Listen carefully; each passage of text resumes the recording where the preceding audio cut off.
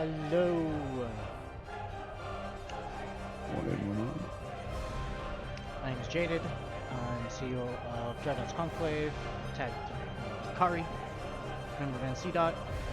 Today we're going to be running through PI setups and their interactions with planets, how to set up command centers, how to set up the production lines, extraction lines, and I'm going to be joined here by one of my court mates, Mr. Connors. Hello, thank you. I'm new completely to this, so it'll be very informative, I'm sure, but might be a lot to take in, but... Yeah, so it's kind of nice to have you here, because you can kind of ask questions as they kind of show the different setups. We'll be teaching everything from not only the PI management, but also the skills that you kind of need to get started. It is a bit tedious getting all the planets set up, but it's one of those things that once it's set up, you're kind of golden. You know, you don't have to touch it again unless something extenuating happens. So, do you mean do you have to have the characters logged in though? In order to like move the materials around, yes. But it's passive, as in you don't but have it to is be... passive, yeah, it passively shows. Nice one. Yeah. Right, so first we're gonna kind of go over the skills.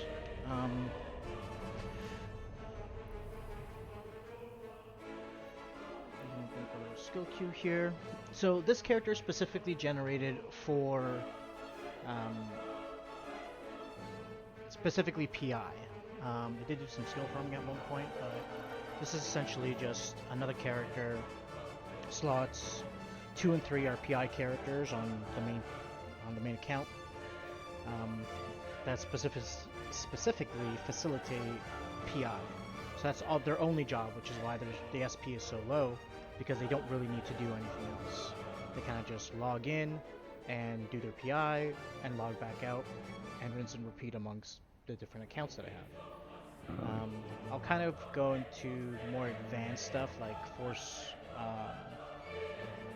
projection, and that kind of gets into like the advanced stuff, because basically when you start running additional accounts, you don't want to do one of them at a time. But if you have like the different characters that are set up on the same planets and are extracting the same things or producing the same things, you can literally just kind of like fleet yourself and warp to planet 1, warp to planet 2, warp to planet 3, and literally just copy the same motion that you're doing, right? Across that character. So you're not like one character is doing this stuff and another character is doing this stuff. You kind of want to have all of them doing the same thing, so you can do warp 2s to the same planets and do the same maneuvers and then pull them out and do whatever other micromanagement you need to do. That's nice, instead of having to worry about 5 different things. Exactly. You worry about one thing with like one set of characters, and then once that's done, you load in this next set of characters that are all set up the exact same way. So there's no variation. I call them groups.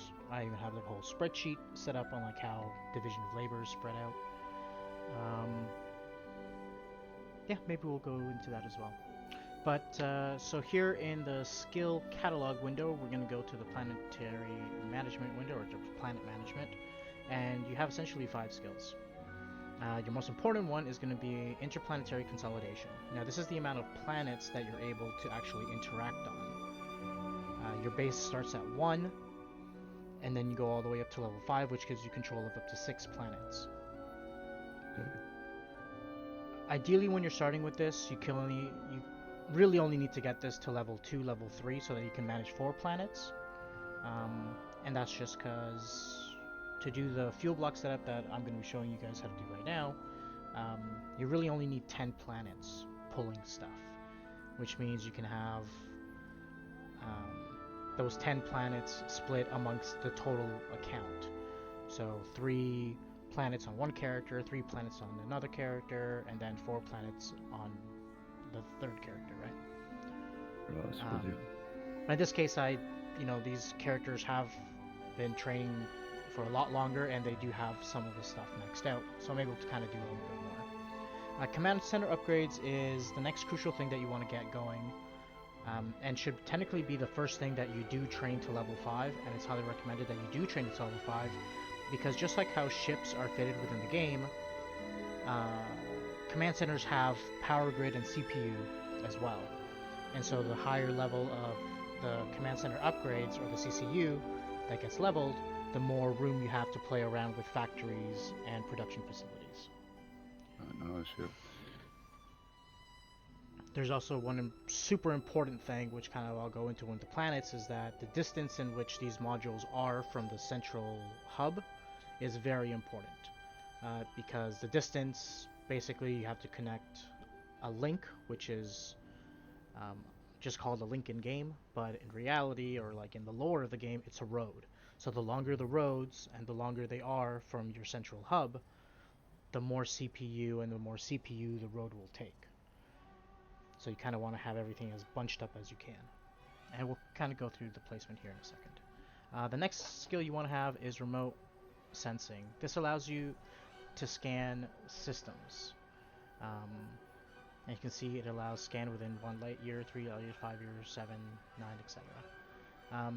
Ideally, this is really only kind of skill you need to kind of have if you're looking to set up planets or manage planets on different systems that you're inside of. But this right here is planetology. This is very important because this actually allows you to see the layout. And what we're actually going to do here is, if this thing will let me, I should have some allocatable skill points, but what I don't have is the actual book. So I'm going to go ahead and buy and inject this book, and then I'm going to just take this. Oh, looks like I need a science skill to level 4. So here we're kind of going into what we need. You can see there's lots of SP. Right now we have 139,000. That's just kind of sitting around. Pop that up. We're going to go here to planetology. We're going to level that up to 6. We're going to level this up to level 3, which is essentially all you really need to do. You can kind of go into the higher advanced planetologies, but it's not really needed. You kind of get enough of a gradient of where kind of the resources are allocated, and so you kind of just want to leave it there. You can go higher if you want, but it's not, detrimental, and I don't got enough points anyways. Alright, so that's it for your skills. Planetology, again, take it to level 3, start with consolidation up to level 3, which gives you control of 4 planets, and then command centers is your next one. Kind of just to get started, you want to get command centers up to level 4, and then as you kind of get used to everything, whether you decide to use a multi-character training token or just kind of have this character training on its own, it is going to take about 14 days to get from 4 to level 5, because it's about 1 million skill points. So kind of always something to keep in mind. Training all these skills to level 3s and 4s should take you about 6 to 7 days of training time. If you pop in a couple of implants in your head, or you got a cerebral accelerator, you can probably knock that down a little bit more. But again, not recommended. What about the 1 million skill point referral boost for new characters? Oh yeah, if you're starting on a brand new account, yeah, that is a very good point. This character has long since used that referral code, and I used it on the main character. I said, this is an alt. This is slot 2 on my account. So those SPs went elsewhere. But if you're making a character just to do PI, like a whole account just to do PI, then yeah, of course. I'll see if I can link the referral code to there. So if you haven't done referral before, there should be a link somewhere in the description that will kind of give you 1 million skill points as long as you put Omega on the account. That's it. Yeah. Would that get you fully set up for this? Pardon? Would the million get you fully set up on a Oh brand new yeah, account? 100%. Yeah, you'll get fully set up. The only thing you won't get set up is like this to level 5 and this to level 5, because they're each 1 million points each. But they'll definitely get you your 4s, your 3s across the board, no problem. It's a quick thing to set up then if you do it that way. Well, Yeah. once you see the video. The next thing we need to do, I'm gonna go to the skill tree, is get an epithal. This is a Galente industrial ship. I'm gonna go into the show info here, and we're going to look at the skills. Yeah, so you just need at level 1. It's not too crazy. It's not too extravagant. But what it does have is that it has a specialized bay for planetary command centers and commodities. So you can see here, I kind of already have pulled the different command centers that I need in order to facilitate this tutorial. But this is the important one. This will allow you to pull the different resources from the skyhooks or the old player-owned customs offices. So it has a nice big hold for that because the items do get bulky. But again, you don't really need this 2 leveled up. Level 3 is usually enough to get this done, and that is done through the spaceship commands, and you're going to kind of look at Galente Industrial. We can just kind of type industrial here. What is it? A transport ship then? Galente hauler. That's it. They're not industrials, they're haulers. You can see, putting in skill points, but you don't need that. Level 3, level 4 is more than enough to get you kind of where you need to go.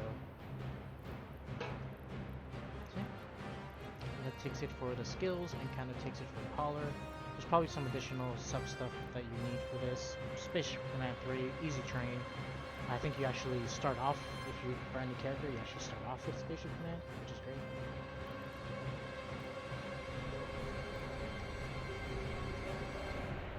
Is there ships from the other races that have got the same bays as well? There are other ships. I believe ships like the Squall also have a planetary bay. Oh, this one's specifically for the agents.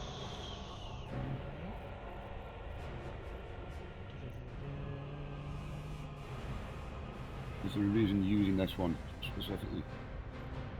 Yeah, because it has the planetary commodities hold. Yeah. If you use another type of hauler, like let's say a Nereus, you're just going to be using raw cargo bay, and those are obviously a lot smaller. I think you can get to maybe like 40 or 50,000, like fully maxed out with cargo expanders and cargo rigs. If you're just using raw cargo holds, but the epithal specifically has the hold, which gives you about 62,000.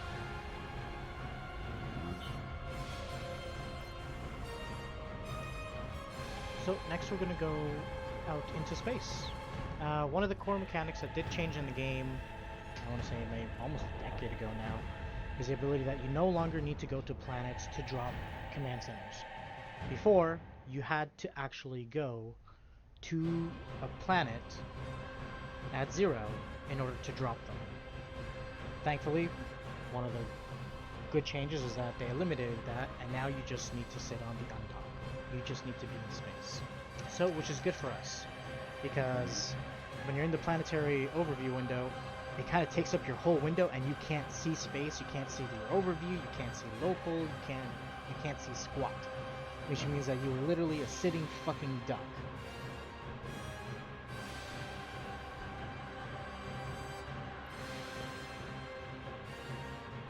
As you can imagine, is not a good thing.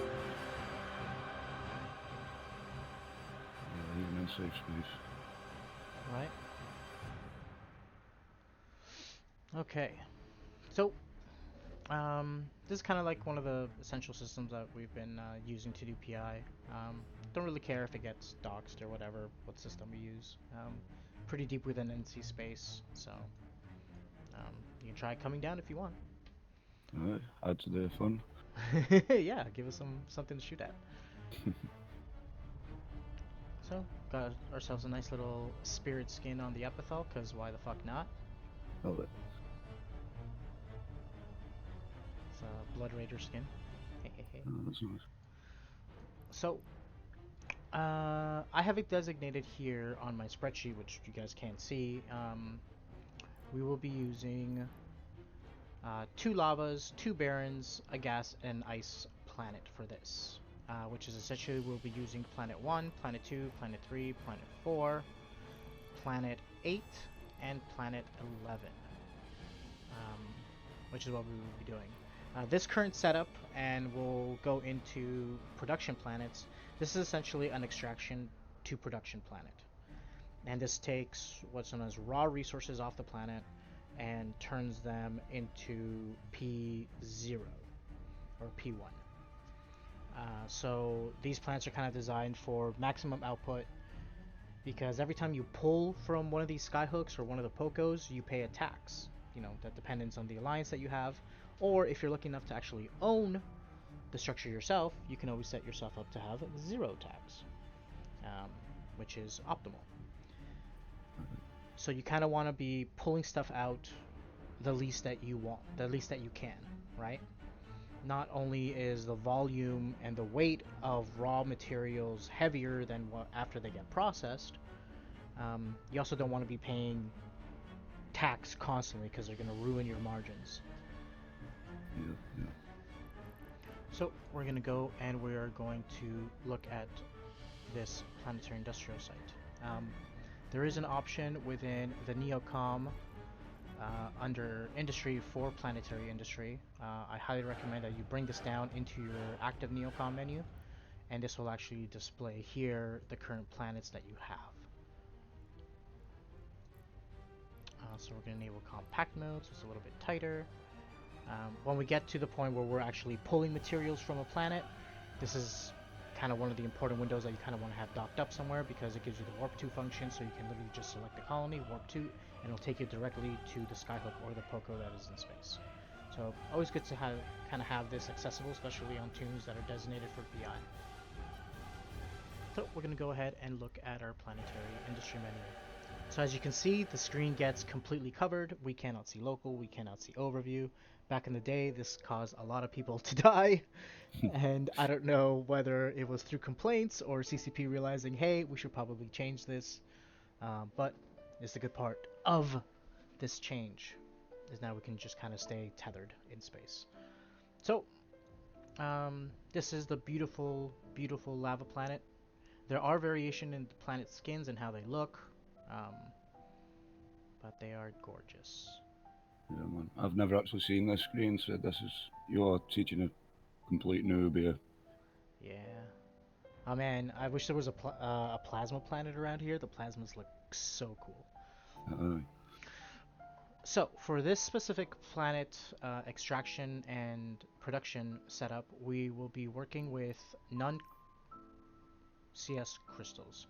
As you can see, when you hover over it, it tells you that these will be processed into churl structures, which is the production that we will be pulling. So in here you got a bunch of different functions in the GUI. You have your build function, which has only the ability for us to drop a command center, which we'll get to that in a second, and the scan ability. This scanner here allows you to tailor the resolution according to the density of the material that you've selected under the filter. So when you select no filters, the planet goes, you can see all the lovely detail. But when you start selecting stuff, you can start seeing that based off of this gradient, we can now kind of isolate. You go from lowest on the left to densest on the right with white. And you can kind of see here, let's do heavy metals because there's a lot of them. You can see how tight it begins to get. And this is kind of how you're going to be playing around. Ideally, you want to have the left on the first notch, and this notch, you kind of want to start it in the middle, and we're going to tighten that as we're looking for a place to drop our structure, our command center. So we're going to select here on none CS. We're going to see that there is a lot of area and a lot of activity. Now, something to keep in mind that what I'm seeing here in resource distribution is individual to each player. So when you click this, you won't see the same setup. You won't see the same distribution. What you will see, though, however, is the same resource density. Now, resource density is another very important factor because it means that there are higher quantities of that resource on the planet. Most planets have usually one or two different resource types that kind of overlap each other, um, but they usually kind of tend to lean towards one type more than the other. For instance, on lava planets, you'll always get a higher concentration of heavy metals, as you can see the white density here of how much that, and when you even hover over it, it tells you that the resource density is 77%. We specifically picked this star system out because it allows us to facilitate all of the requirements that we need in order to generate fuel blocks. So there's no moving around. You kind of just stay intra-system, which is very important because it reduces, the time that you need to do to micromanage, and it also reduces a whole other bunch of little shenanigans stuff there. That's convenience. Yeah, at the end, it's all about convenience and kind of streamlining everything to kind of be the most effective that it can be. So the next thing we're going to do here is we're going to tighten this resource slider. So we're going to kind of look around and see where's the thickest. It looks like around here is the thickest.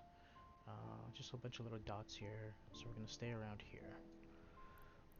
We are going to start tightening this gap. And yeah, looks like this little pocket here is going to be our designated spot. We're going to kind of play off of this. So the next thing we want to do is drop our command center. Now, I've kind of learned over the years that command centers shouldn't necessarily be dropped in the center. They should be kind of in the area where you want to, because when you load up the window, what will actually happen is the window will snap towards where your command center is. So orientation wise, when you look at the planet, we spawn here, but when you have a command center, it'll automatically zoom, boom, to where the command center set up, and we'll kind of get into that as well. I'll give you a little demonstration here. Now, it does cost money to drop a command center, so always make sure to have some cash on you. I believe the total setup for one planet is around 40 to 50 million. We'll see here we have 102 million right now, so we'll see how far that drops down. You can see already though that we now have a little icon indicator. So that shadow tells you where the location is actually going to be, and then you have just a general GUI icon where you can kind of select and interact with it. So we want to go kind of somewhere that's centralized between these three. So we want to go somewhere, not the exact center because we're going to put our extraction head there, and I'll explain that a little bit. So we kind of want to go a little bit up. So that looks like a good spot. We are going to submit, which locks the decision in place, and now you can see that our build section has expanded, and now we have a bunch of different options. The first thing we are going to do is we are going to click on the command center, and we get this window. This window now tells you that we have CPU, we have power, and we have an upgrade level. Remember that skill, command center upgrades? Well, this is where it comes into hand.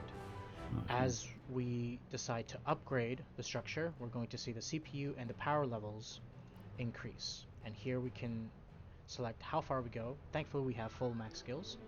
So we can bring that right up, and you can see just how drastic the change is from what the base is. So here the base is 1675, but with level 5, we now have 23,000. That's nice.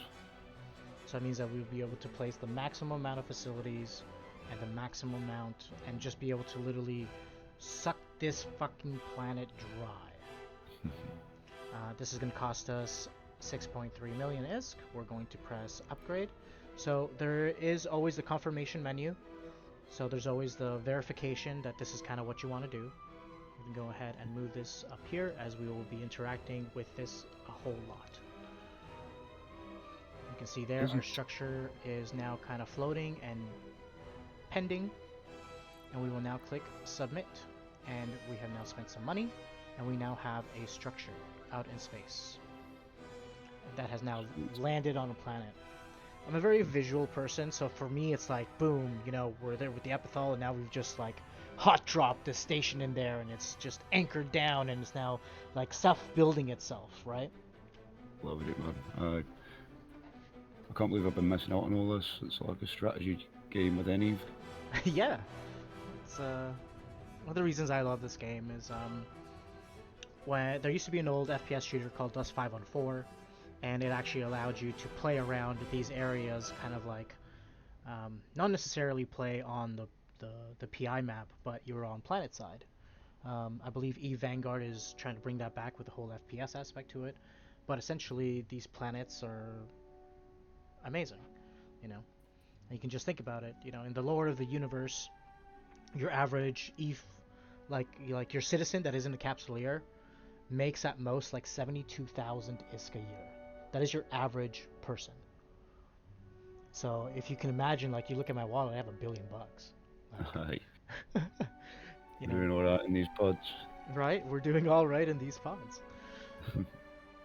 So in here, you're gonna have a whole bunch of people that just landed on the planet. You know, I'm a very visual person, so right now have a command center and we have a person that's commanding it, and our commander for the whole planetary network is my main character here. You know, she's all nicely decked out, looking all sharp and snazzy. Very nice. So she's off doing her thing. So she's the boss. So the next thing we want to do here is we want to set up an extractor unit. Now, depending on how you want to set it up and how you're going to be pulling from a planet, I highly recommend to just set up one extractor unit, and you're going to kind of see why. You're going to see how much that window will pop back up here, and you're going to see how the extraction has set up on the planet. So normally here what we would do is we would set up a 2-planet system. Sorry, a single extractor system. And we will show you here. So you can see that the area that I picked is really nice because we have a nice concentration of where we have materials being pulled from, and we are hitting the white zones, which is very important. A rule of thumb, kind of when you're looking on the planet, is that the radius of the extractor is roughly about half of the image that we see on the screen, right? So for me, it's kind of natural. I kind of know where to gauge it, but for someone who's new coming into it, you can kind of see it's roughly about half, where we can see, you know, if this stayed flat, we would definitely be able to cover the edge on one side and the edge on the other side. So kind of look at what the center of the planet is, and you can kind of get an idea of where the extractor head's going to go and kind of where you want your setup to be. So we're going to zoom in a little bit here, and we're going to go ahead and drop our extractor, kind of cover as much of this white area between it as we can. Again, we want to make sure that that command center is where our stuff is, because we will be zoomed to it, and I'll actually show you that after we set up this extractor. We're going to go ahead and drop. We're going to click submit to confirm that this is a decision that we want to make, and we're going to pay a little bit of ISK. So let's go ahead and exit this menu and kind of show you what I mean by we will zoom in to that planet. So here you can now see our planetary industry list has populated with one planet that we now own, and it tells you a big giant red thing, hey, there's stuff that you need to do on the planet. Cool. But let's double click on this thing. As you can see, we didn't get brought up to the original screen, which kind of just brought up there. It literally zoomed us to where our facility is, which is important. So we're going to kind of go back to our scanning, we're going to go back to our crystal, so we can see where we are. Now, you can see here, there's no program. This is where the cool little aspects of the game start going. We're going to install our program, and our program here is going to be to extract non-CS crystals from the node. So we're going to press install program, we are going to select our non-CS crystals. It's going to take us back to that scan menu, and we're going to start installing extractor heads. So you can see each one of these extractor heads has a power and a CPU cost. Thankfully, we have a fuck ton of that shit. So boom, you're going to see the screen is going to start populating extractor heads.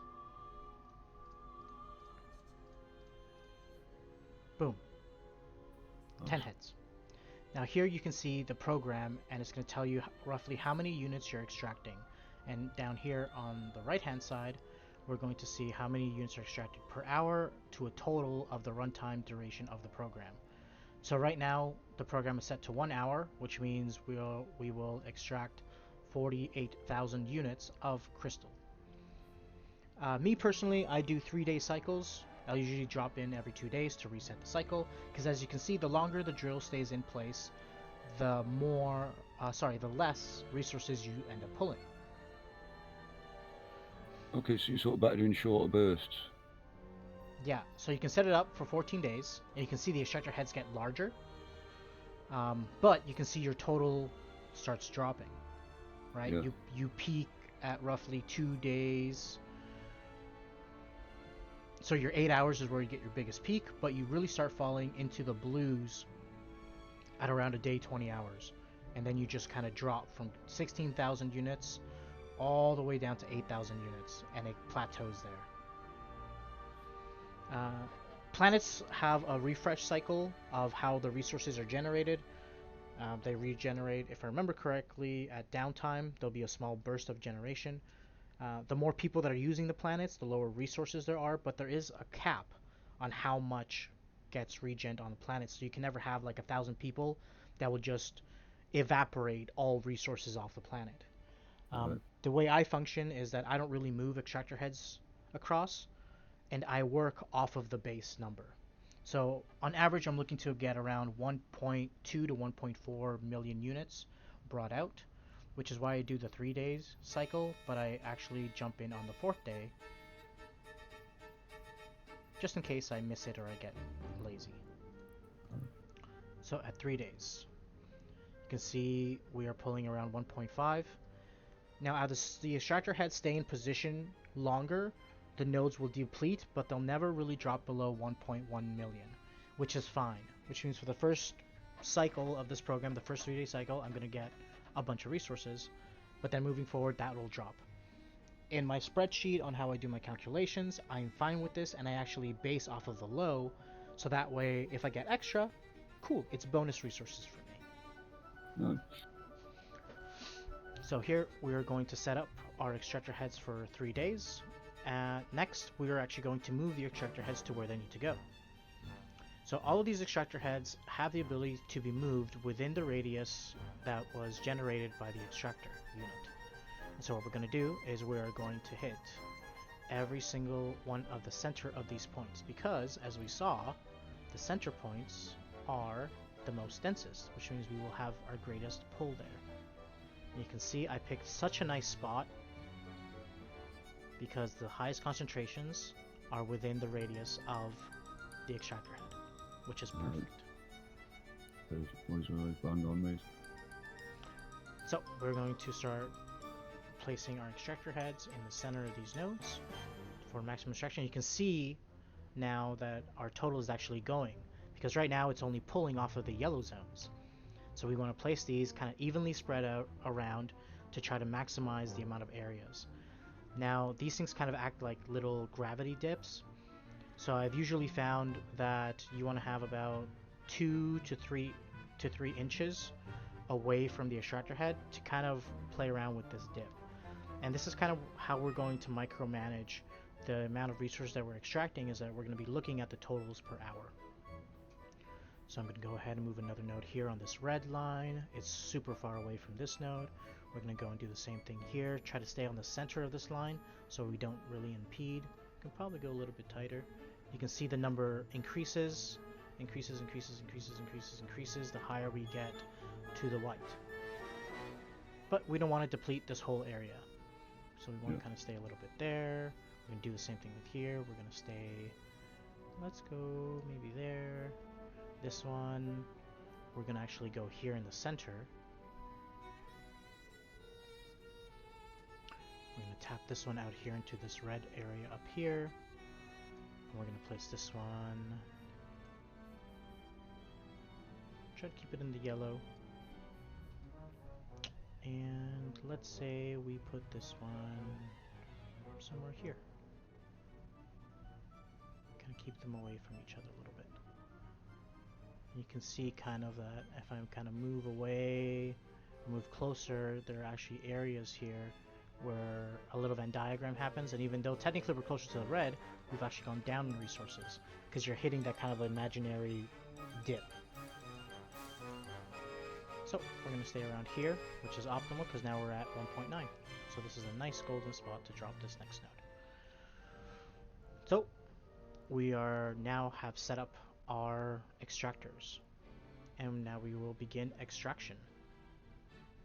And this will now begin its 3-day program. We're going to click start. We are going to press submit. Boop. And now the extractor has started functioning, which is bueno for us.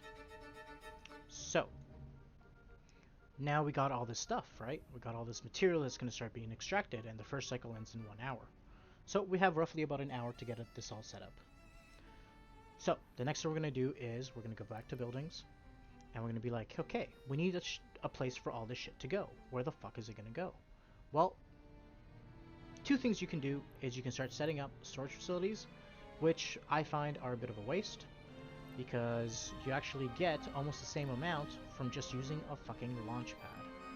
And this is the little trick I learned a long time ago, is that we really only need a launch pad. And so, again, we want to get this as close to that harvester as we can possibly get it. You can see it kind of goes red because that shadow that's there is actually touching it. Now, depending on the orientation of the planet, you kind of get a better sense of how this is playing around with itself. But that looks about as top point as we're going to get. So we're going to try to keep this straight. We're going to get super close to this, as close as we can, and you will understand here in a second of why we want to have this super tight. Boom. Submit. We now have a depot. So this depot is very important because this is how we actually launch products and materials from here on our planet to the orbital skyhook or to the player-owned custom station, also known as a poke. So this is a very important facility to have. Next thing we're going to do is we are going to create routes. Routes, like I said before, and links are essentially roads. And the further your road, the more CPU that you need to use. And so you want to have them as tight as possible and as bunched up as possible, because it allows you to potentially put more facilities down on the surface, which, in turn, give you more fucking ISK. So, we are going to go here. We are going to create a link. We are going to create a link, and that is a road. You can see the distance is 119 kilometers, and you can see the power requirements now. The further we go away, the further power and CPU requirements are required for this road. Because you gotta power the motherfucker, You gotta have the lights there, maybe there's mag rails on the ground that's helping the transport ships, who fucking knows. But there is a cost. So we want the absolutely shortest, which is why we made these super tight, and we are now going to link it together. We are going to press submit. There is no cost for establishing a road. Boom, we now have a road established. The next thing we need to do is telling us that it is not routed, which means that the extractor is currently extracting resources, but it has nowhere to go. Thankfully, we just built a road. So where are these things going to go? We are going to click here on products, and we are going to see that there is, in this coming up 1 hour cycle, there's going to be 91,000 units.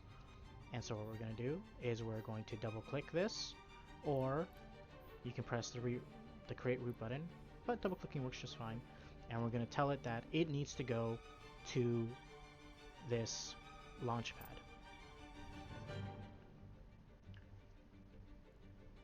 And here we're going to get a little message saying that commodity to route will be the CS crystals. We are going to route all of the CS crystals, and we are going to route them to the launch pad, and we are going to create the route. You can now see that the red ring and the warning symbol has disappeared off of the extractor because all the requirements of it have now been met. And so we're going to press submit, and our extractor, you can see now there's a line, an active line that's going, because that is the destination where it's coming to, right?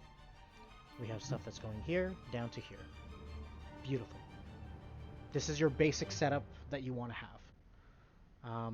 And as you get faster and faster with kind of getting this whole setup, it's kind of recommended you do one planet at a time and just kind of get this initial setup started, where you have your command center placed, you have your extractor placed, you have your link and your route placed to your launch pad, and then go to your next planet, and your next planet, your next planet, because you still have about an hour, right? This thing isn't going to fill up in 1 hour. You got a couple of hours, and then once you have all those planets set up, just to kind of mini-max yourself, right? Just to kind of get the maximum extraction, and then kind of come back to your first planet and start setting up infrastructure. So you can see here that you have different facilities, specifically an advanced industry facility and a basic industry facility. You can see here it kind of gives you a description. It converts incoming goods to valuable resources according to selected schematic and routes for them to storage and other processors. Basic processors can produce any tier 1 product from its corresponding raw resource extracted from planets, which is what we are doing. This planet is specifically made to generate raw resources into P1 products. So we are going to click our basic industry, and we are now get our little tiny pad here. And what we're going to do is we are going to fucking surround this. And again, we kind of want to get as tight. It kind of sucks that the planet orientation had us go at the bottom. It would be really nice if we could press some kind of button and reorient this so that you're looking on top of it at all given times. But Okay. the game, for whatever reason, doesn't let you do that. We're kind of stuck on the axis of the planet. So what we want to do is we want to get these using the shadows as tight as possible to the edges, because we want to have the clearest routes, and we kind of want, you can see kind of the shadow there that's facing towards the you can probably make it look better. What would be better? Maybe a green would be better to kind of see the shadow. Oh yeah, that's way better. You can kind of see the shadow now a little bit better. You can kind of see where the interaction point is. So you want to have these as tight as humanly possible. And this is where the tedious part of PI begins. Is you want to have these, boom. There's the first one. We're going to keep going, and we're going to surround this facility as much as possible. Okay. So we're going to kind of wiggle around with our mouse, hug the starport as much as we can, and looks like that is going to be our spot up here. Kind of looks off, right? So I think this is actually probably a little bit tighter. So we're going to just go here, and we're going to decommission this facility and see if we can get a better fucking spot. There has to be something around here. Okay, so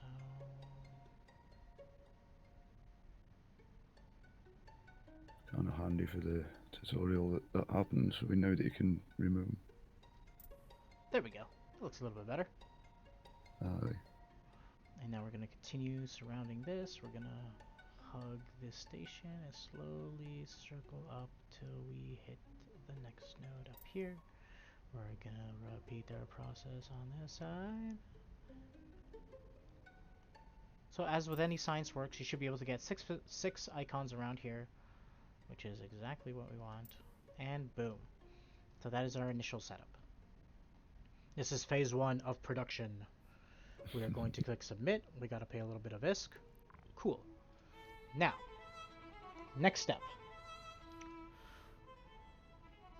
What is this facility producing, and what is the schematic that we're going to select?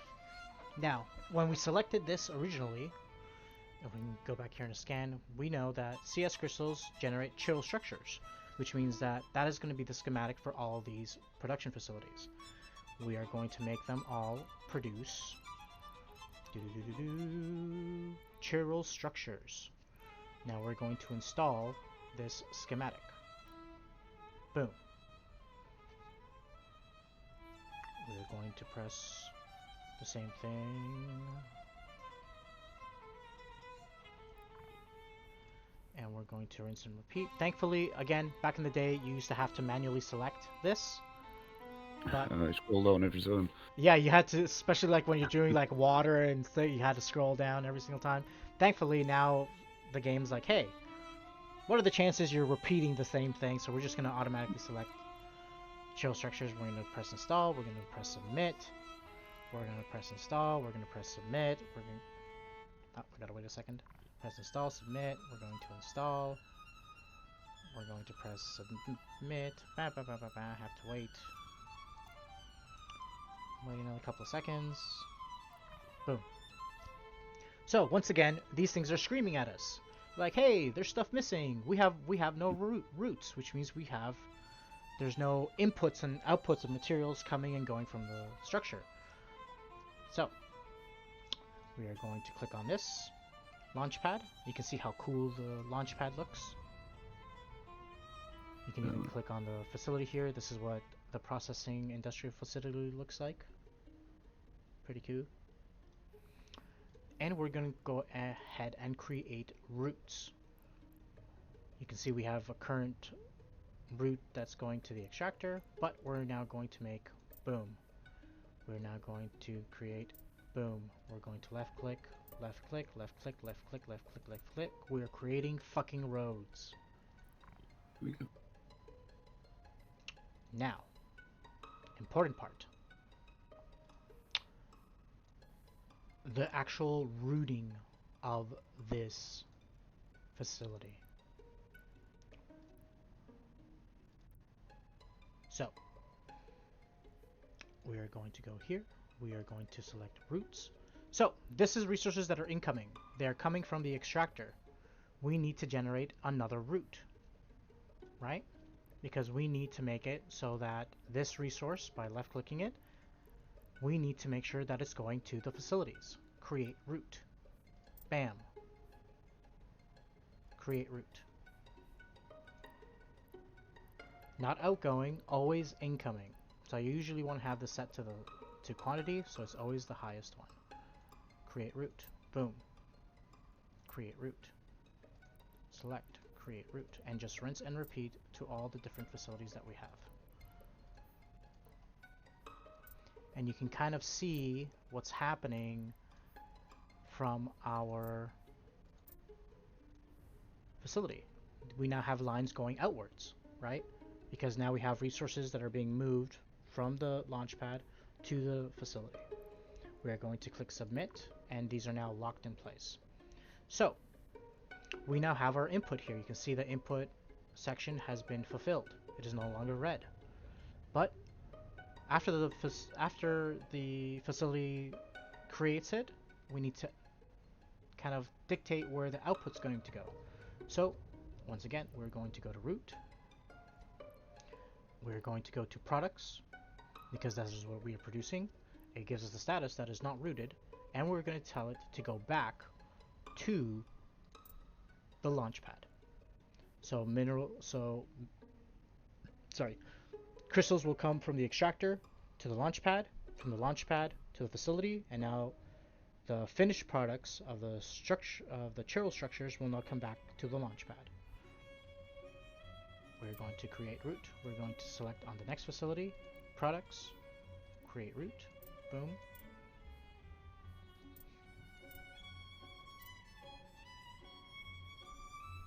Rinse and fucking repeat. At this point, you can just start left clicking, double clicking to select that this is what you want to create. Double click, double click, double click, double click. Boom, you're set up. Now you can see there's two-way lines. The extractor only has one because it's only outputting. The facilities now have two because they are accepting input and they are now generating output. Submit. And that is our first layer. That is our first layer of stuff. Okay. So when you have around level 3 command center upgrades, you'll really only be able to do about 4 of these on a planet. When you take it to 4, you should be able to get 5 and 6.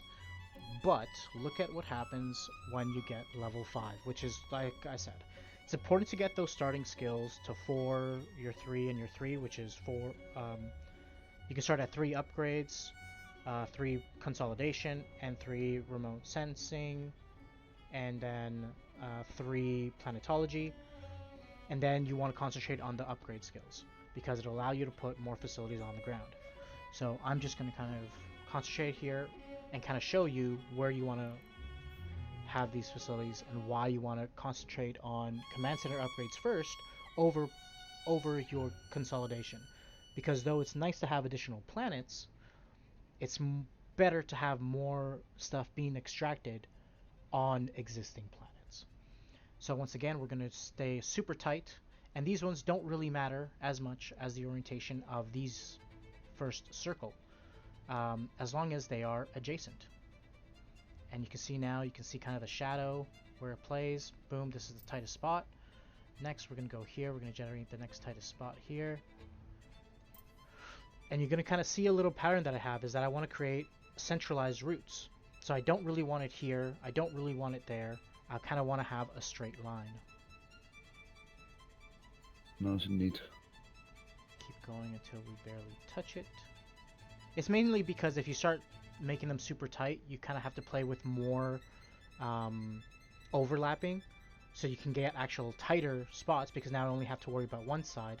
Whether if I wanted to put stuff here, like when we were putting in these facilities, we had to worry about 2 different sides, right? Yeah. Why give yourself a fucking headache? So as tight as we can get. Bam. Next, as tight as we can get.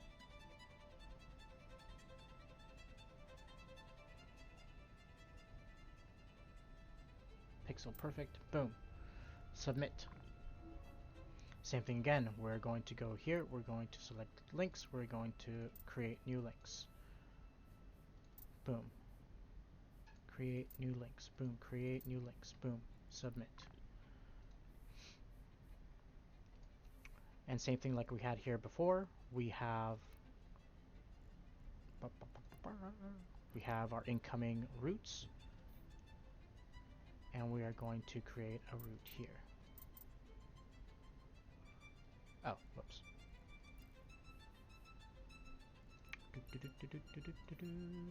Create route.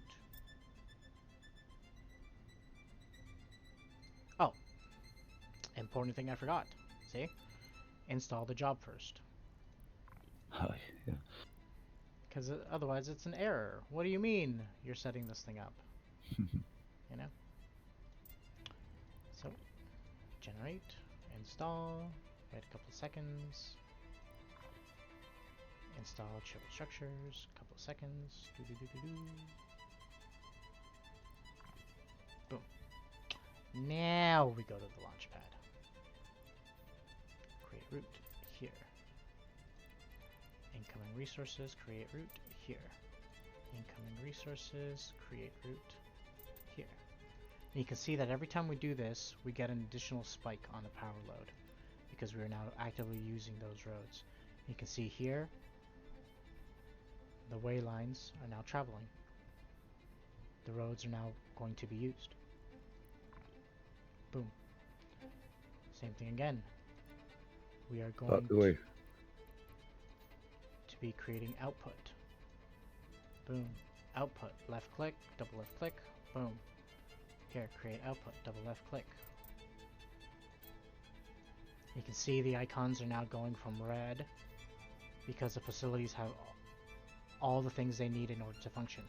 Boom, submit. We're going to add another industry. I'm going to add one here.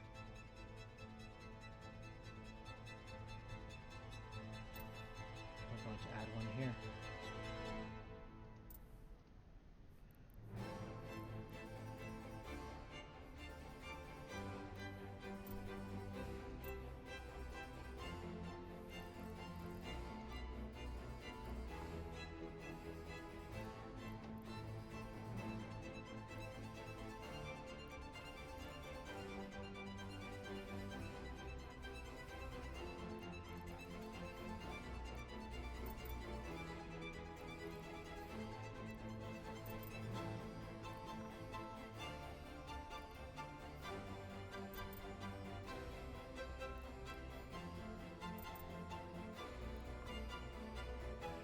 Oh, well, what is that? We have enough space to maybe add another facility. Boom, let's add another facility. Ooh, looks like we're doing just enough to create a link, and we're probably gonna max out. Yeah, look at that. Look how tight that is.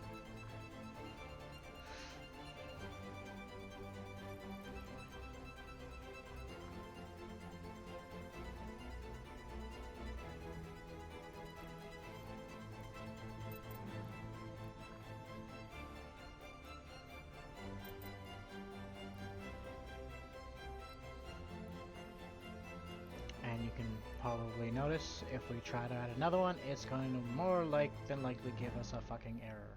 Bam. We are now at capacity. So you can see the difference from having level 3, where you get 4 out of it. We now have a total of what? We have 8. We have 12 facilities that are operating on the planet. And this is essentially your planet. This is now a fully developed planet that will be generating non-CS crystals, producing them, shipping them off to our different facilities, and setting up the production line to generate chiral structures, which will all be housed in this facility here.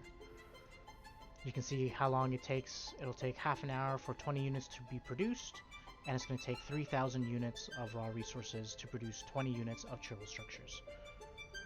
We generate roughly 7.6 cubic meters per hour worth of resources. And you can actually go here now, and you can watch your routes. And we can actually expand this, and we can see how many we're going to be making every half an hour. Which means we have 1, 2, 3, 4, 5, 6, 7, 8, 9, 10, 11, 12 facilities. Which means every hour we're generating what? That's 240-ish units, right?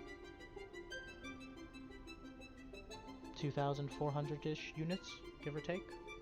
Math? Connors, math? What is math? I believe it is... Oh yeah, it's 240 units. Every 30 minutes. Which means in the course of our cycle, right, that we had it set up before, because there's cycle set up for 3 days, is we have 240. We're going to times that by 2. You can't see it, but I'm on the calculator right now. Which means we got 480 units, right? We're going to times that by 24 hours in the day. We're going to times that again by 3 days. Which means every single day, every cycle of 3 days generates 34,560 units. Which means, let's go on here real quick, and we're going to go to Janus. You guys can't see this, but we're going to type chiral structures, and we are going to type in 34,560 units. And we are going to click submit, and we're going to see how much ISK that generated. So, for 3 days worth of work, we've generated 30 million ISK. Now, that doesn't sound like a lot, but we're going to be doing this times 10. Because roughly every single planet, because I'm going to have 6 planets, we're going to be generating that times 10, which means every 3 days, this character is generating, what, 180 million ISK. Oh, right, yeah. I thought 300 million for some reason. That's nice though, just for... So when you have a full 3 characters on one account, you get 3, and you know, this is gross, right? So it's not netted yet. So we're gonna do that by another 3 characters, which means every 3 days we're generating 540 million ISK. We're gonna do that times 10, which means we're generating roughly about 5.4 billion ISK every 30 days. Well, that is... And that is just one account. The way I have the spreadsheet set up, at least for our corporation wise, for fuel block production, is we create a set, which means that all the planets that we build and that we build upon all generate one round of fuel blocks. Which means following this setup, you should be roughly making about 5 billion ISK a month in fuel block parts. And you only have to check this once every 3 days, which means you have to check this 10 times a month. That's well worth the time moves. Yeah. Crazy. Total time to generate one planet. Once you start getting into the flow of stuff, you kind of start getting to the point where you kind of are able to generate a planet in like 5 to 10 minutes. But keep in mind that you're doing this across 3 characters, which means you're generating 18 planets worth of PI, and you're now generating even more. Right? It's going to take you a while to get this set up, but thankfully, you don't have to worry about setting this up again. It's a one-time setup, unless, like I said, something catastrophic happens, and we now have to move to a different system, in which we have to do all over again. Which I'm hoping we'll be able to keep our corp growing and keep everything expanding, get more people onto this, and more people to generate money, because I buy everything all from my corp members to generate fuel blocks for the Alliance, and we all get fucking paid. Oh yeah. At 5 billion ISK per, and that's like on one account, right? Right. You do this on 4 accounts, and this is, keep in mind, this is gross, right? So, we can't see it right now, but there are import costs and export costs as we have to pull materials from the planets out, which means we're going to start paying taxes. We're going to start paying 5% on that. Yeah. And as we put it into what I call crunch planets, which are planets that are literally designed to make the tier 2 stuff and to make the tier 3 stuff, we're going to be paying a little bit more because because we pay a tariff tax essentially on the total value of the goods. So as we make it into P3, we're going to pay more money. So 5.4 is kind of where you get your gross from, but depending on how many times you're pulling materials and how many times you're moving stuff back and forth, you could be looking at anywhere from dropping that by additional like 5 to 10%. Which still means your bottom line is somewhere in the vicinity of 5 billion per character. That's passively generated. And that again, force multiply by an account. You got 5, like me, I have 10 accounts that do this. Well, man. So you can also do 3 hold on, tunes per account. Impy, hold on. This is being recorded, imps. So welcome, Impy. Nice to have you around. All right, mate. This is my second in command, Imperial Guard. He is from the land of the Nethers. Say hi, Mr. Impy. Yo. What's up, buddy? Hello. Now, just make a little video here on how to set up PI and how to set up your planets and their designations. What I am going to do is I'm going to kind of like force concentrate. You can go ahead and watch the stream, Impy. I'm currently recording this on OBS and I'm going to be putting it up on the YouTube. And giving it to Bray, because Bray was interested in doing this. And I know I had to kind of severely walk T45 through this. So having a video up where it can be like, here's the explanation on how it functions. Yep. Now I know as well, which I did want to get into eventually. Yeah, it's good passive ISK. So this is planet just 1, and what I'm going to do is I'm going to run through the other 5 planets, and we're going to see how fast we can do this. Not necessarily going to time myself, but just kind of get the overall setup of how everything is to go. So I'm kind of looking at my spreadsheets here and seeing what the other planets needs to be set up as. Okay, beautiful. So this is our one planet, and like I said, there are more planets that we need to do. You can now see here in your planetary industrial window, you can see what we are extracting, and we can see what we are producing on said planet. Now there is no production that is being done because it's roughly going to take an hour and a half to get our first round of production. But you can see here on the overview setting, we have a tab called PI. Normally this would just have the skyhooks on it, but for the purposes of creating the planets and creating the infrastructure, we kind of need to have planets selected on here. But according to my spreadsheet, next planet is barren, and we will be setting up noble to precious, which means noble metals to precious metals. So we're going to double click here, and we're going to be setting up noble metals.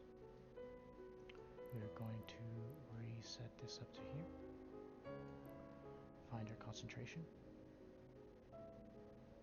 Looks like this is our concentration here. We're going to tighten this up a little bit.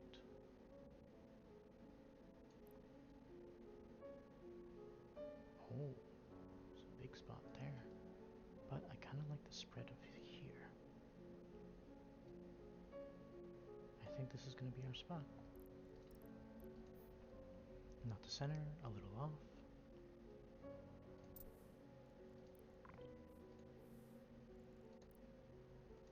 Beautiful. Little to the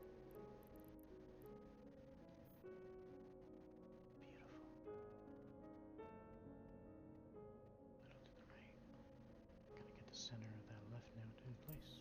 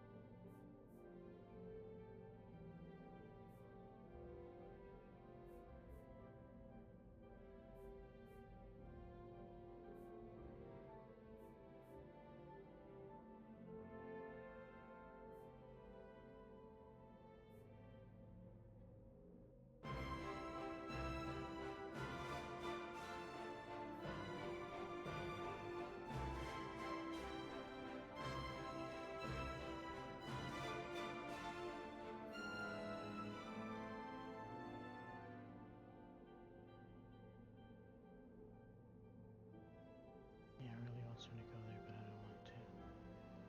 Sure, let's call it at 18.5.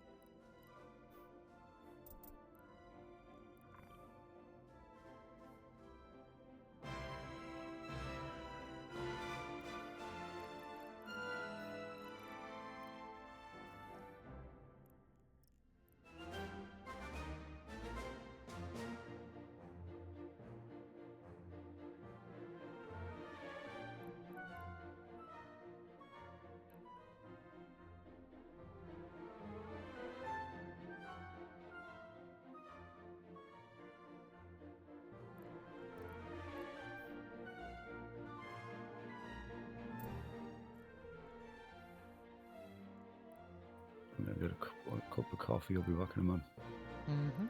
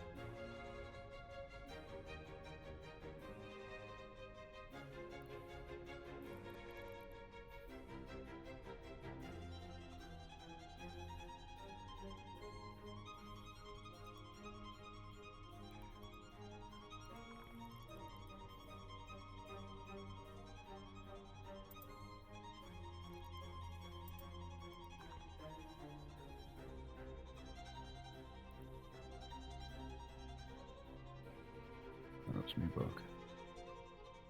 Welcome back.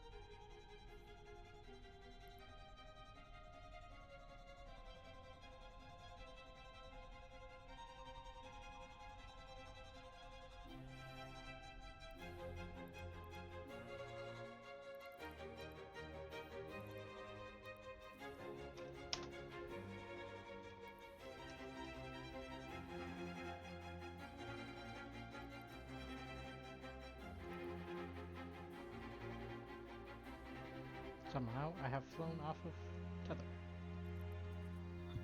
Bloody hell, man. Don't know how, but that is dangerous. Yeah. Aye.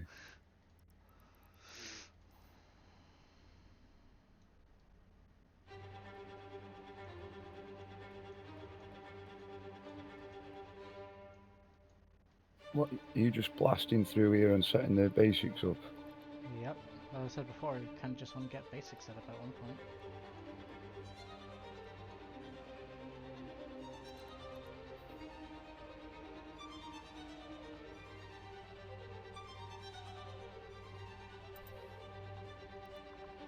Yeah, I mean, the explanation and watching you do it's been very helpful. I've got quite a good grasp of what you're doing now. Yeah.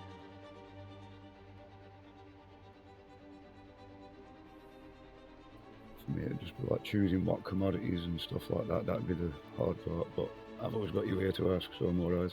Oh, I'll give you a whole spreadsheet that I have that gives you all the information you want. Brilliant, man. Thank you.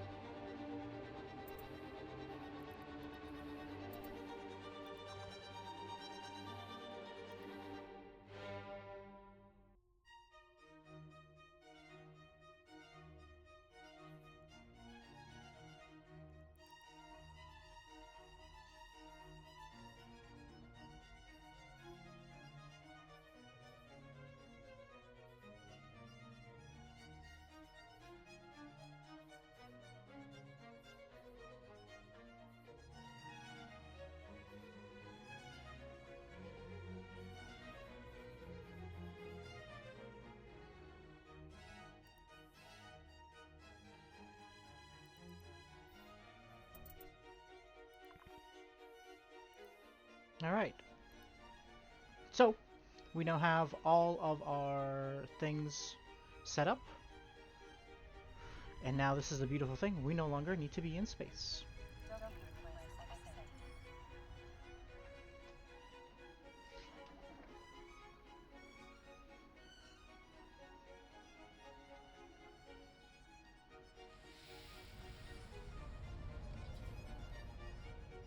See? Pure safety. Oh man, that's brilliant. This is another reason kind of why you want to get that last bit, like, splashed down as fast as possible. Yeah. As you can see, somehow, randomly, while me interacting with everything, somehow I started flying away. Don't know how it fucking happened, but it happened. Very Alright. dodgy mechanic. Yeah. So, once again, this is set for noble. So let's go ahead and start speed setting up all of our stuff. Now, every single planet, you won't get the same amount of extractors on planets because every planet has their own kind of fluctuation. So one of the things that you kind of are looking at the planet itself is the radius. So the planetary radius of the planet is going to determine a very important thing. Essentially, it's going to determine the CPU and the power grid cost of your roads, which is again why I can't stress the importance of the roads, because the larger the radius is, the larger the actual road is in relativeness to the map.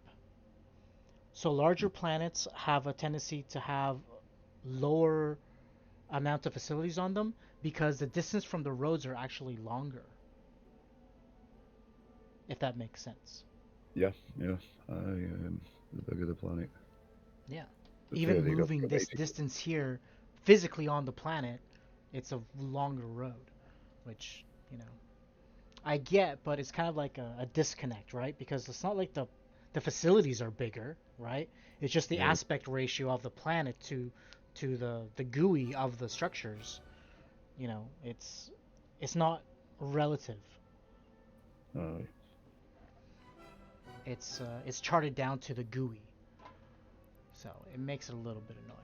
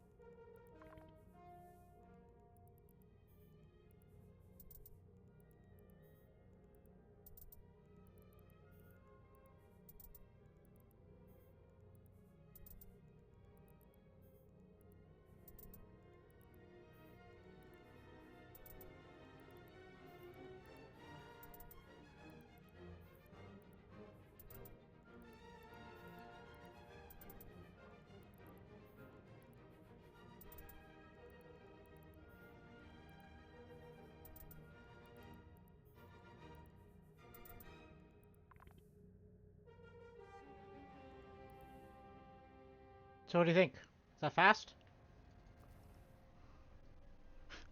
Aye, mate, rapid. You've definitely done this a couple of times, haven't you? Impy. Yeah. Impy died. What's up, buddy? Say hi to the video.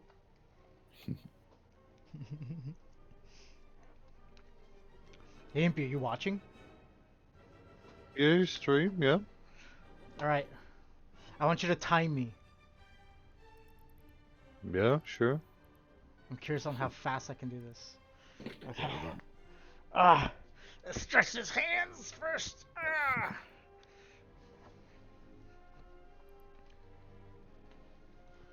Okay. Ready? Steady? Go! Oh, this is taking too long to place.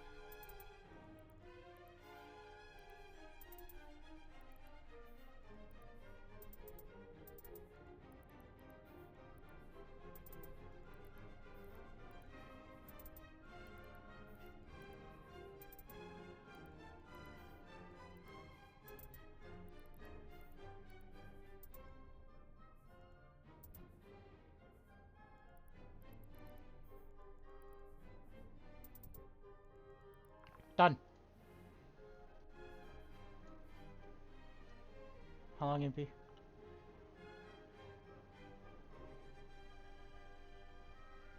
That was 2 minutes 37, roughly, Smoking.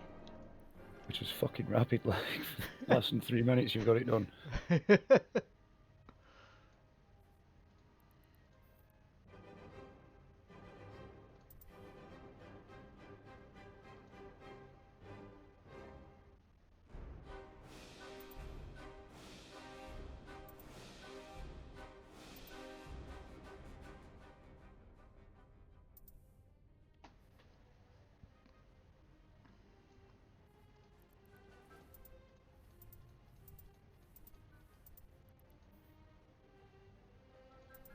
The gas plants are always sketchier because the facilities...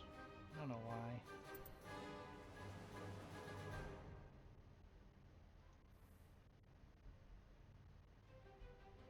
Again, it's all those links.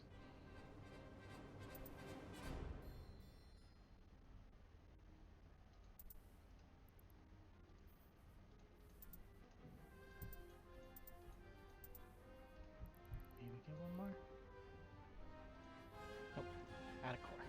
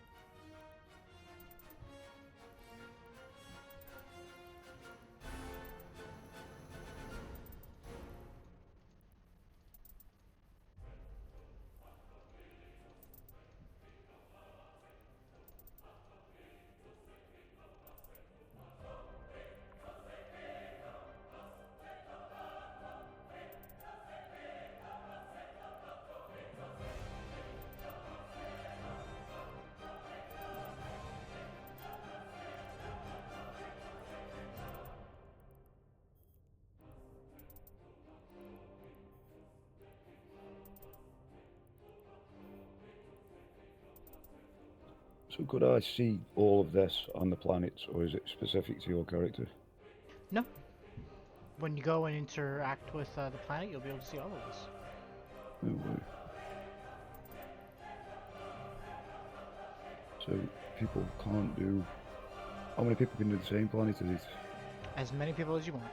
What ends up happening is you start getting so planets passively generate over time, and what will end up happening is that the total cap of resources on the planet will get reduced, because planets only regenerate X amount per downtime, right? Right. And so if there's more extraction occurring on the planet than there is regeneration, the planet will hit a hard cap. So the planet, if I think I clocked it around to, like, if you have a virgin planet that has nobody tapped on it, you could pretty much get away with it, right? I believe you go to like 5-day extractions and you kind of meet the upkeep for what you're able to take off the planet, provided you're doing the system. If you're doing like double extraction, which is you're not spending time on facilities, you're literally just extracting, nothing but extracting, which I find is a waste of time. Because you have so many different facilities around the planet, you're wasting time moving between the facilities and everything. Yeah. You can pretty much get away with keeping up with the passive regen, but that's why I run all my numbers based off the lowest, which is the least you're going to be able to pull off a planet after it's depleted its resources, and after it's regened is about 1 million to like 1.2 at best. So like the initial pulls were, you know, on that one side I was pulling 2.2 million units in 3 days. That is going to drop to around 1.2 million units. And it'll stay there. Considering like this is kind of like where I ask people, you know, look for these types of planetary systems that have these planet configurations on them, so that you don't move around as much. You know, you're gonna hit that 1 million cap.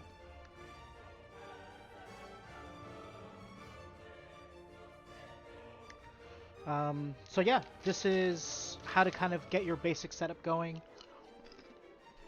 I'm gonna finish up this planet here, and that'll pretty much be the account done. And like I said, and on a different account, on another character that also occupies slot 2, I'll do the same thing. This exact same setup. So that when I play later, I can have both accounts logged in at the same time, and they go to the exact same planets with the exact same resources. Nice one. And then on character 3, I'll do the exact same thing. The exact same planets, pulling the exact same resources, and that way one account does one batch of everything you need for fuel blocks. And then that way you can literally just copy that with another character. With another account, and have 3 characters there that run the exact same planets. And you just keep doing that with every account that you have, and you literally just force multiply everything. So you can now just fleet warp to one area. You no longer have to be like, oh, well, this planet's doing this and this planet's doing that on that character. It removes that whole thing because you're streamlining it, right? You're making it less complicated. Great way of doing it, man.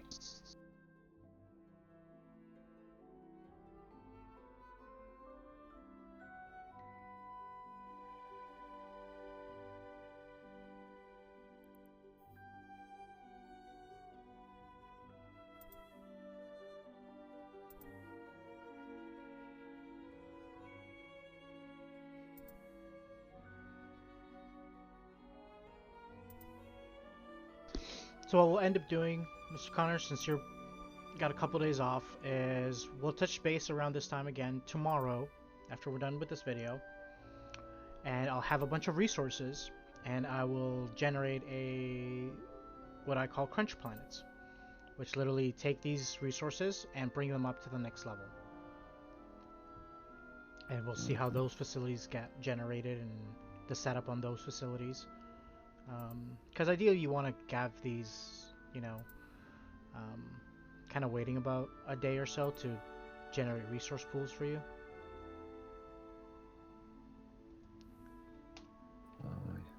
I'll have to.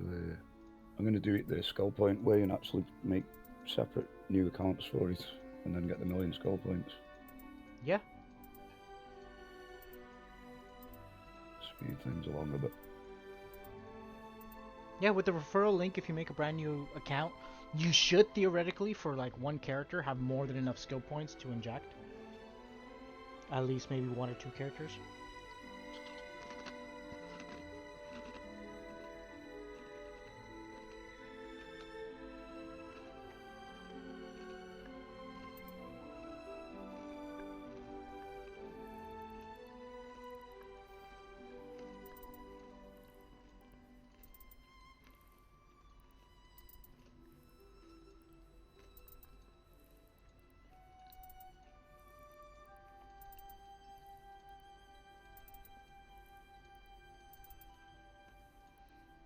Like I said, this is like the most frustrating part about the whole setup.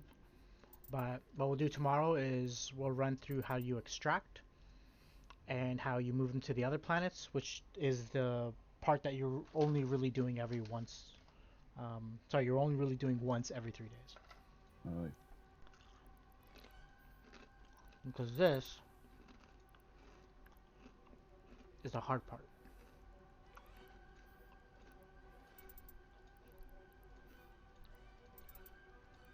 It's fiddly, but it's when you've got it explained well, it's like pretty easy to understand. Yeah. Now I've got a firm grasp of how to do it, but Like I said, the next stage there is more to learn. Yeah, this is just step one of getting the whole production line sorted out. The next one is actually producing the next tier of materials, because this is only producing up to P1, right? So what we'll do is that all of these planets, we're going to bring them together, and we're going to have all these materials stockpiling, and now we're going to need to build with those materials, right? Yeah. So, that is it. That is one account. I'm sorry, that is one character set up with PI. Amazing one. You can see we have used all of the command centers because we had the exact configuration set up. And then tomorrow, when we go and do this, we're gonna see just how full we can fill up this commodities hold, because it gets pretty spicy. But yeah, that's it for now. Do you got any questions, Mr. Connor, before I wrap this video up? I think we're at about like an hour now with all my yammering. We're almost at 2 hours with all my yammering. Oh Jesus, I didn't think it was that long. Yeah, we're at 140. But no, thanks for all the information, mate, and I will see about the next video and the next steps. No. I don't know if Mr. Impy's still around, but I'm around. But yeah, this is a little introduction video on how to set up PI. Now these videos are specifically set up to set up fuel blocks. Again, I'm Jaded Xavier from the Dreadnoughts Conclave. Corp Tigger is Dakari. We are openly recruiting. This is one of the programs that our corporation offers, which is set up PI for fuel blocks and sell me it all, and you could potentially make around 5 billion-ish a month per account if you set it up. I said the most tedious part about this is getting the initial startup process, which is getting all the planets set up, getting command centers and all that stuff allocated and distributed to how you want it set up in order to kind of like match what I require as intake from corp members. But after it's all set up, you're really only looking at it once every 3 days.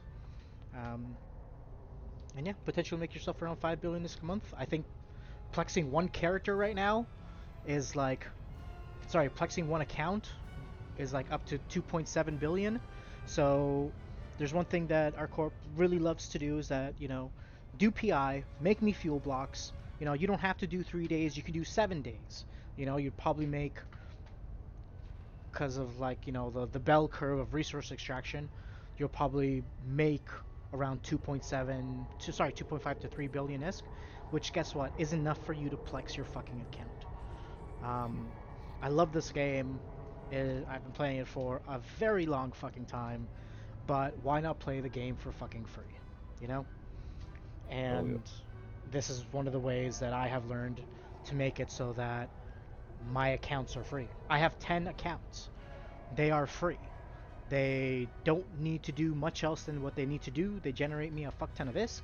And on top of that, I skill farm with them because they have an Omega. And so they're able to continuously train, and I just rip skills out of their fucking head. And, you know, I'll probably make some videos for that as well later on. Kind of explain how I'm able to generate the passivists that I'm able to generate. And play the game for free, essentially. Have characters that pay for themselves and have, you know, all the fun that I can have and have full access to all the abilities and all the different functions of the game while using in-game currency to pay for what's supposed to be a what's like $19.99 USD game. You can play for absolutely free and still have money in your pocket to go blow up and die, because this game is an intrinsically valued game where materials that are made by players fuel the economy. Because this is a hardcore PvP game. Your ship fucking dies, your ship's fucking gone. It's donezo. Gotta get another one. But yeah, once again, I'm Jade Xavier from Janus Conclave. I'm going to wrap up the video now. And yeah, you can find us in game. We do have a recruitment channel called The Dreadnoughts with a Z at the end.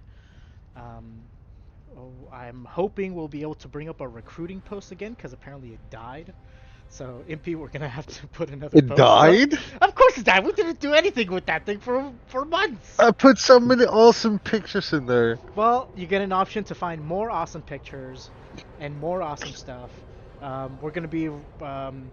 We have so many videos. We have so many videos of like our PvP and stuff. The problem is there's so many of them, and we can't parse them all.